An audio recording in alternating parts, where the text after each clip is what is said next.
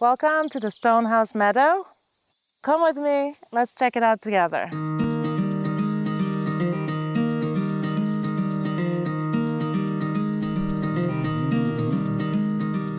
This is a beautiful garden that we installed in 2019, and in January of 2022 we won the Landscape Ontario Green Stamp Award.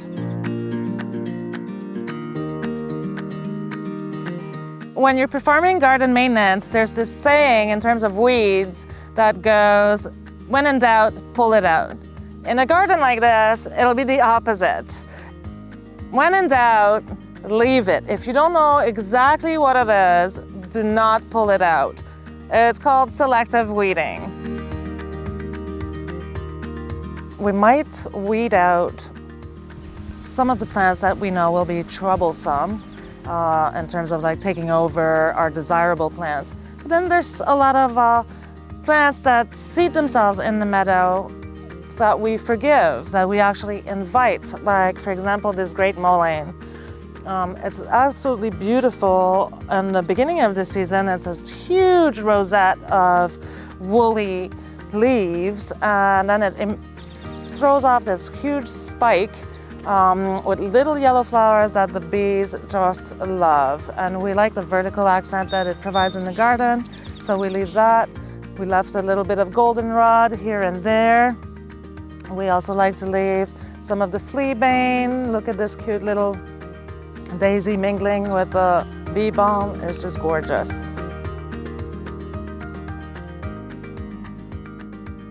In a garden like this, it's important to have interests at every part of the season. So this is why we planted about 5,000 spring bulbs in the garden. When none of these wildflowers are out yet, we want to have some interest. So we have daffodils, crocuses, muscari.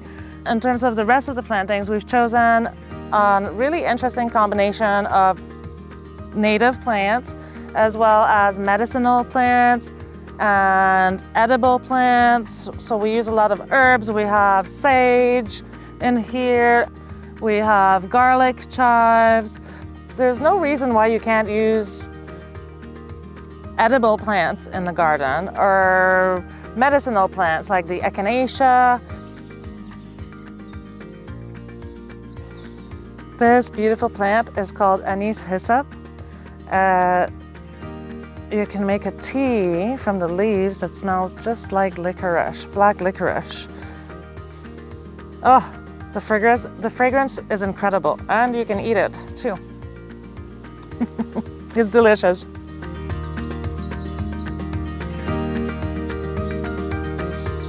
There's so many different scents and different purposes to the garden. Not only does it provide aesthetic beauty, but it's extremely functional, not only for the pollinators around us, but also for the people who live here. They can use some of the herbs in their cooking, and they can make teas.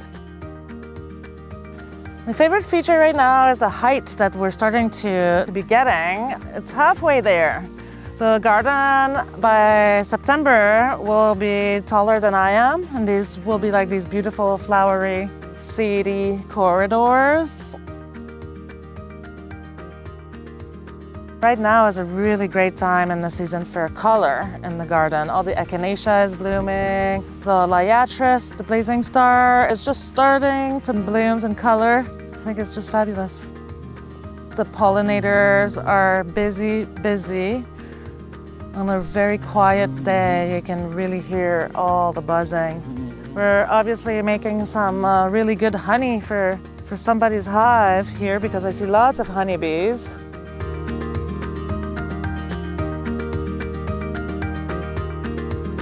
When you install such a huge expanse of gardens, it's really important to have a network of paths going through it so that it can pull you right in and allow you to experience the garden up close.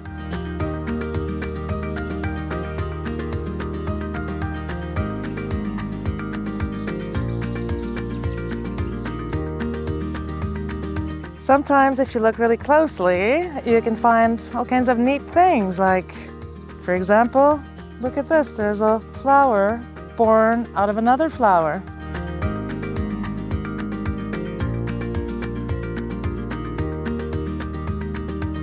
We installed this beautiful pond last year, and the great thing about it is that you can swim in it. Not only can you keep fish, like these beautiful koi fish here, you have beautiful waterfalls, a bridge to walk on. We have a lower pond with a jump rock that's 5 feet deep. You can swim with the fish, or if you're a little squeamish, you can sit in this upper pond here and just sit with the waterfalls pouring on your back, or just sit here with a nice glass of wine and just enjoy the view, the sights, the sounds. And it's absolutely wonderful, and the family have been using it ever since we've installed it.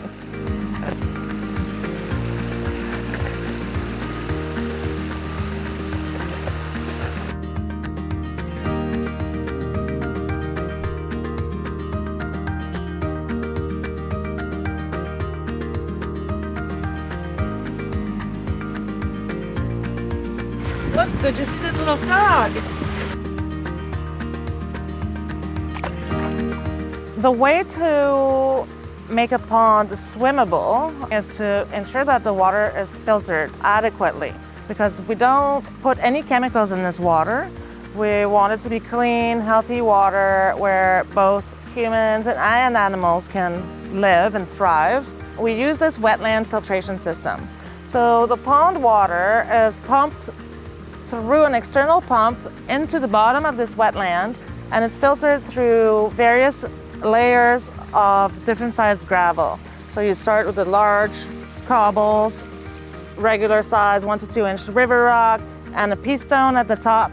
The water gets filtered from the bottom through it, and then we have wetland plants planted in the pea stone at the top that consume all the excess nutrients that will be in the water. So all the solids remain at the bottom, and the nutrients get filtered through the roots of aquatic plants. There's 3 pumps that service this pond, one for the waterfalls, one for the wetland filter, and one for the jets. We've created a bit of a lean-to to keep the pumps out of the direct elements, and instead of having a regular roof on it, we decided to cover it with plants. We took some sedum mats that are usually used to create green roofs and made a bit of a green roof for our pump house.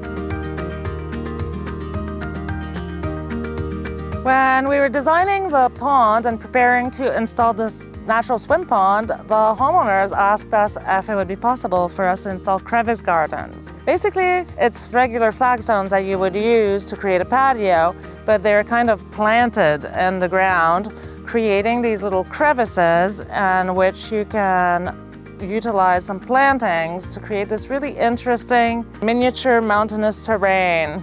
It's a very sculptural, unusual garden. We're very happy with it. We think it's absolutely fabulous.